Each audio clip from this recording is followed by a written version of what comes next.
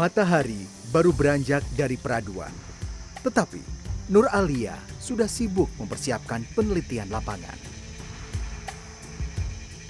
Kalau saya sih pengambil data suara tentang bioakustik Owa Jawa.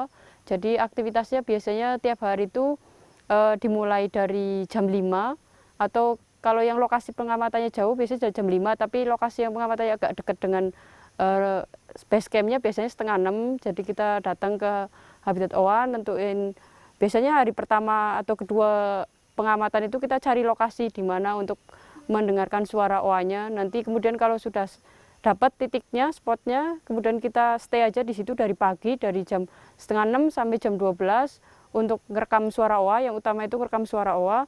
Terus kemudian juga untuk ngambil data faktor lingkungannya seperti suhu, kelembaban, terus angin dan cahaya. Kemudian juga kadang juga kita juga mengambil data vegetasi juga. Mahasiswa pasca sarjana Institut Pertanian Bogor ini sejak awal tahun berada di hutan Petung Kriono, Pekalongan, Jawa Tengah untuk meneliti owa Jawa. Berdasarkan survei Yayasan Owa Jawa, ada 51 individu owa Jawa yang hidup di hutan Petung Kriono. Kalau tujuan penelitian saya itu untuk mencari variasi suara dari owa betina, ini sih untuk kayak fingerprintnya owa gitu. Jadi itu ternyata antara owa satu dengan owa yang lain, khususnya owa betina itu dapat dibedakan dari suaranya gitu. Jadi dan saya mau melihat dari seluruh pegunungan Dieng ini gitu, gimana sih perbedaannya seberapa besar gitu.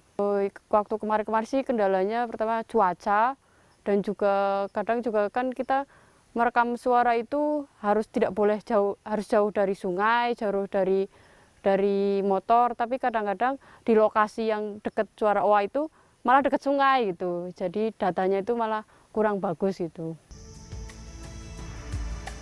Nur Alia menaruh harapan besar terhadap kelangsungan hidup owa Jawa dan hutan Petung Kriono. Namun, berbagai ancaman terhadap kekayaan keanekaragaman hayati tak pernah surut. Menurut saya sih karena di Petung Kriono ini kan sudah banyak warga yang tinggal di sini, maksudnya sudah membaur dengan habitat owa, yaitu ya dengan pemberdayaan masyarakatnya gitu, biar produk-produk masyarakat lokal ini bisa dipasarkan, jadi dia income-nya tinggi dan dia tidak akan membuka lebih luas hutan yang ada gitu. Jadi saling menguntungkan, owanya bisa hidup di hutan, manusianya juga bisa memanfaatkan hutannya untuk berkebun tapi tidak merusak hutannya gitu. Di sisi lain Petung Kriono, Tasuri bersama adiknya, Kasno, memanen kopi di belantara hutan. Pria setengah baya ini dulunya seorang penebang liar dan pemburu burung. Namun, sejak 2008, Tasuri insyaf dan banting setir menjadi petani kopi. Sudah ada 4 tahun, 5 tahun. Awalnya jadi, karena memang di sini kan rata-rata yang jelas di sini kan orang cari ekonomi Mas. Jadi seadanya anak perambahan hutan dirambah, penebangan itu illegal logging dijalani, pencari burung juga dijalani karena memang untuk kebutuhan. Nah, beberapa tahun kemudian itu ada salah satu mahasiswa atau peneliti yang dari UGM datang ke sini, dia ngasih masukan gimana caranya supaya bisa mengambil hasil hutan tanpa merusak hutan. Lah, salah satunya adalah kopi. Sebenarnya kopi di sini memang potensi banget kalau di sini. Kopinya tumbuh liar dan memang benar-benar untuk kopi khas Petung Kriono itu bisa katanya. Memang kita coba, kita belajarin bersama dan ternyata yang awalnya jadi pemburu burung malah beralih jadi petani kopi. Saya pikir lebih asik jadi ini petani kopi. Jadi bisa gabung dengan orang-orang kopi dan temannya malah banyak sekali. Dan kalau dibanding hasil, mungkin hasil dari pemburuan itu mungkin ya lebih banyak hasil pemburuan. Tapi kalau saya pikir hidupnya itu nggak apa ya, seperti was-was, nggak tentrem itu loh Mas, nggak tentrem karena memang itu ya mungkin karena memang udah jadi larangan ya sebenarnya ya. Seperti penebangan liar, pemburuan itu kan larangan sebenarnya ya. Hasilnya tidak bisa berhenti lah.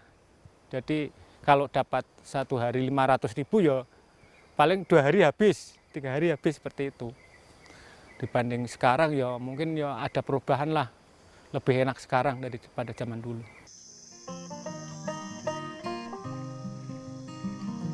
Agar tidak menebang pohon, petani kopi mengoptimalkan kopi hutan yang tumbuh alami. Karena itu, nama kopi Owa disematkan.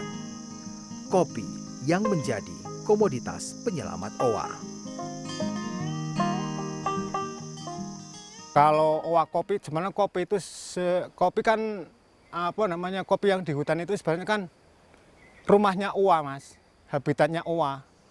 Nah, jadi kopi yang di hutan itu habitatnya Owa, maka ya kita membicarakan tentang pelestarian Owa ya kopi itu jangan dirusak, jangan ditebang. Makanya intinya ya ke depan petani-petani kopi tidak boleh bikin lahan baru, mengelola yang sudah ada, seperti itu aja.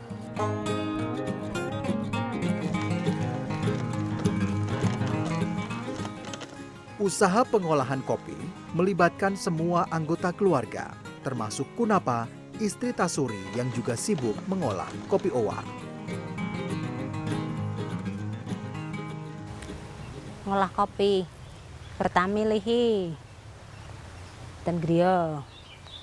Nek bapak pun madosi, ibu bagian ngolah ten griya ke penjemuran. Pun penjemuran terus milihi biditi roasting nika. Terus kados bubuk nggih. Ngantos penjemuran kering terus pilihan. Bersama Yayasan Suara Owa, Tasuri dan para petani kopi Owa meningkatkan kapasitas dalam mengolah kopi. Dampaknya, harga jual kopi Owa lebih tinggi sehingga kesejahteraan petani pun meningkat. Ya mesin ini awalnya sih belum kepikiran ya Mas. Awalnya sih belum kepikiran sampai punya mesin roasting seperti itu. Awalnya ya pakai kuali dulu, tapi pakai kuali itu hasilnya nggak maksimal. Kata-kata orang-orang kopi, warung-warung seperti itu katanya matangnya nggak sempurna, belang-belang. Nah, kita coba bikin yang manual. Ternyata lebih capek lagi karena memang putarannya pakai tangan. Nah, beberapa tahun kemudian punya inisiatif, katanya ini ada mesin roasting, untuk roasting kita coba. Yo kita ngobrol sama teman-teman, ternyata ada mesin roasting. Ya alhamdulillah bisa tak beli. Ya sekarang bisa ngerosting seperti itu dan hasilnya lebih maksimal Mas. Dan orang-orang bisa membedakan antara roastingan manual sama roastingan mesin itu karena lebih enak dari yang mesin karena tingkat kematangannya itu maksimal.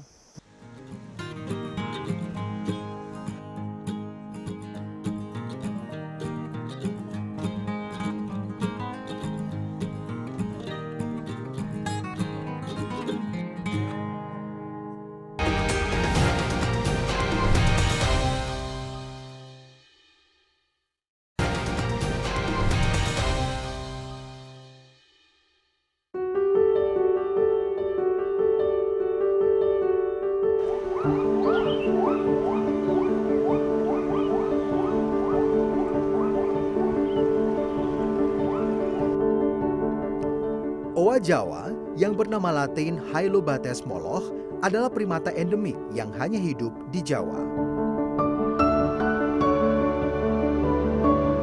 Statusnya terancam punah karena sisanya kini tak lebih dari 3.000 individu. Hilangnya habitat, yaitu rusaknya hutan karena alih lahan untuk perkebunan dan keperluan lain, merupakan ancaman bagi Owa Jawa. Sejak 2005, Yayasan Suara Owa meneliti keberadaan owa Jawa di hutan Petung Kriono. Selain penelitian, Yayasan Suara Owa juga melaksanakan berbagai program konservasi. Dari owa itu sendiri, dari penelitian populasi, terus ada berapa, terus ancamannya apa sebenarnya untuk owa di sini. Dan waktu itu kita melihat kopi ini sebagai salah satu ancaman untuk hutan owa itu sebenarnya bisa merusak, karena banyak tempat yang kita hasil survei itu orang nanam kopi itu nebang pohon hutannya untuk kopi. Nah, dari situ kita mulai tahun 2012 proyek kopi dan konservasi primata. Itu yang menarik, ya istilahnya benang merah dari kegiatan pelestarian owa itu sendiri, yang didasari sebenarnya ya masalah ekonomi. Karena apa sih orang motivasinya nanam kopi di hutan itu untuk apa gitu. Terus ya sebenarnya ya itu alasan ekonomi itu, jadi pengen dapat income lah dari kopi seperti itu. Nah,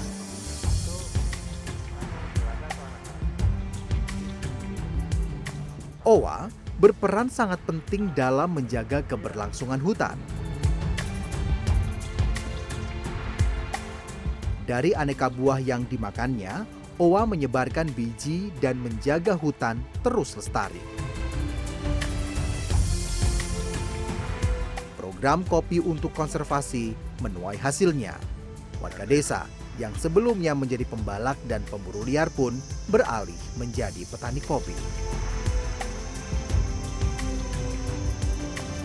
Yang awalnya jadi pemburu burung malah beralih jadi petani kopi. Saya pikir lebih asik, Mas, lebih asik jadi ini petani kopi. Jadi bisa gabung dengan orang-orang kopi dan temannya malah banyak sekali. Dan kalau dibanding hasil, mungkin hasil dari pemburuan itu mungkin ya lebih banyak hasil pemburuan. Tapi kalau saya pikir hidupnya itu seperti was-was, nggak tentrem itu loh, Mas, nggak tentrem, karena memang itu ya mungkin karena memang udah jadi larangan ya sebenarnya ya, seperti penebangan liar, pemburuan itu kan larangan sebenarnya ya.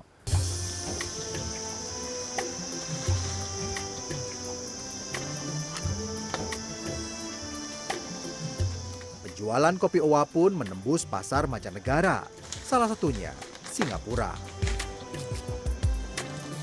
jadi tahun 2012 kita mulai proyek kopi dan konservasi. Tahun 2013 kita sudah mulai belajar, ya ada barangnya lah, jadi membuat kopi yang bagus itu seperti apa gitu. Terus kita coba setelah beberapa lama lagi udah ada banyak yang bikin tapi bingung mau jualnya kemana.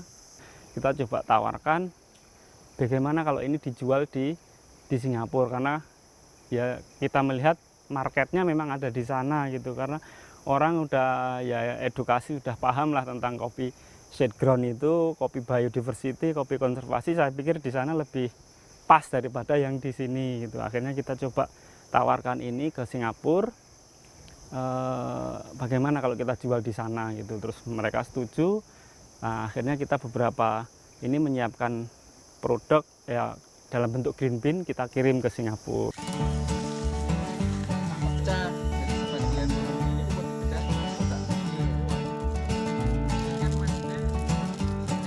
Tak hanya mengolah kopi, warga di sekitar hutan Petung Kriono juga mulai membudidayakan lebah madu.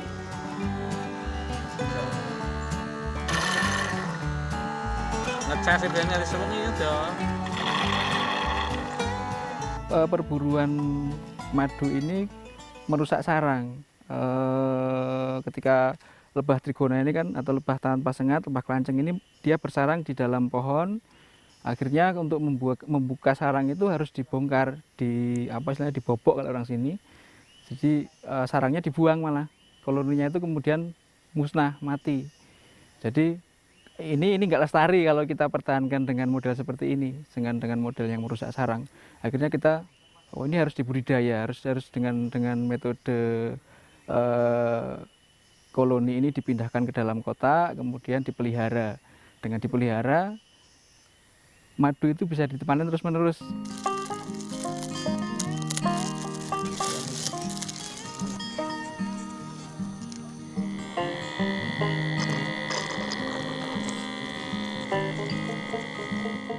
Tarjuki berburu lebah madu hutan selama puluhan tahun.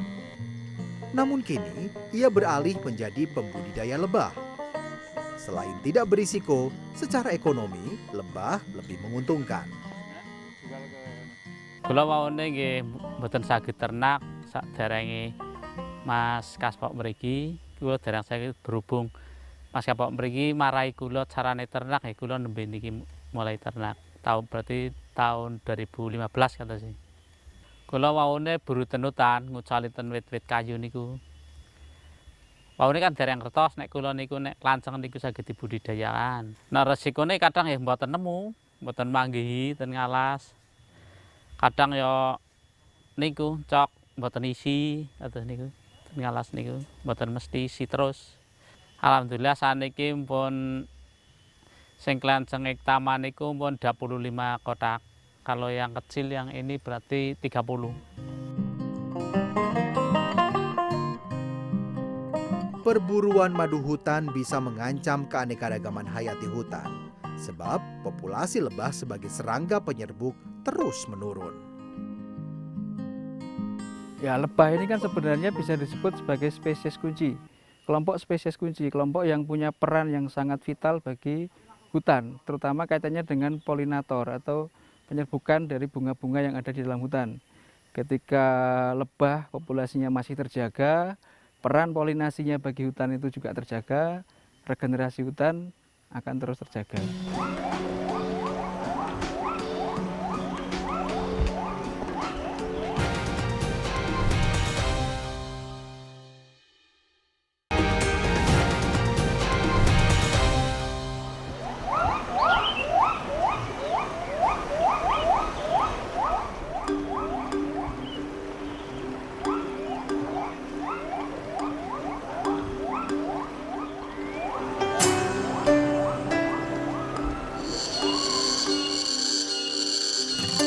Hutan Petung Kriono adalah salah satu hutan hujan tropis yang tersisa di Jawa.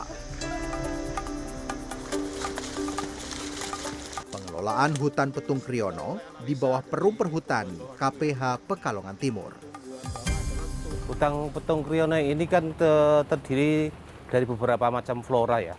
Dengan luasan sekitar 7.683, ini hutan Petung Kriono ini tercatat ada sekitar 112 tegaan tumbuhan tinggi, tumbuhan yang yang berada di hutan ini. Kemudian diantaranya beberapa tumbuhan itu termasuk yang sudah dikategorikan terancam, yaitu meranak. Itu nama latinnya Itu Papua Nugini Oak ya.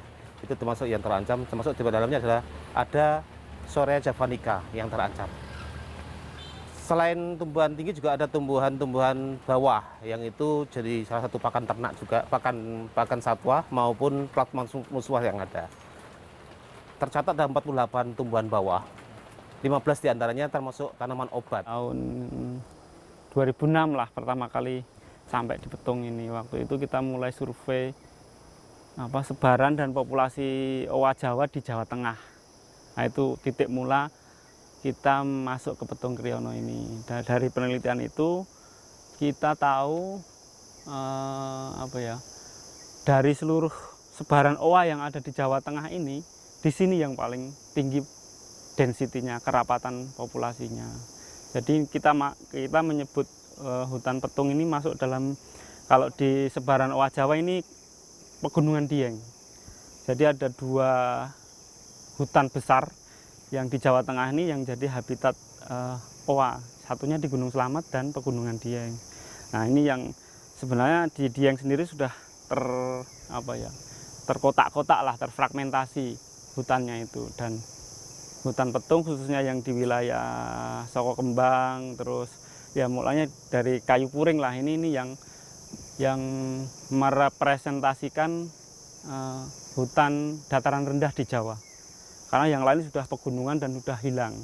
Dan disinilah mulai kita ya lebih fokus dari sebaran owa itu untuk melihat ke depannya seperti apa seperti itu. Ya, kalau biodiversity memang ini khas dataran rendah, jadi saya pikir ini yang tersisa di Jawa ya, maksudnya di Jawa bagian tengah lah ya. Jadi kalau primata, semua primata ada Jawa. Primata Jawa itu ada semua, kukang, lutung, rek-rekan, owa, monyet ekor panjang itu ada semua di sini. Terus kalau burung ya yang jenis-jenis yang agak langka lah istilahnya, elang Jawa itu, elang bido, elang